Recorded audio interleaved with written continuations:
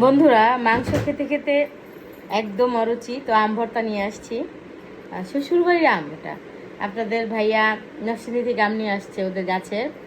তো এটা একদম পেকে টুইটুম্বর হয়ে গেছে। তারপরে চিন্তা করলাম যে একটু কাসন্দি দিয়ে শুকনো মরিচ দিয়ে ভর্তা বানাই,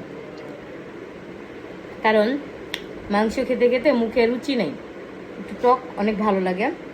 অনেক বেশি করে ঝাল দিয়ে ভর্তা বানাইছি। আরও আছে পাকা আম আছে, আমি পাকা আম অতটা পছন্দ করি না, এই জন্য আমার জন্য এরকম কাঁচা আম নিয়ে আসছে। কাঁচা আম না, মোটামুটি পাকায়, গাছও পাকে নাই, গাছে লাল হয়েছিল। আসলে শ্বশুরবাড়ির জিনিস অল্প হলেও শান্তি, তাই না?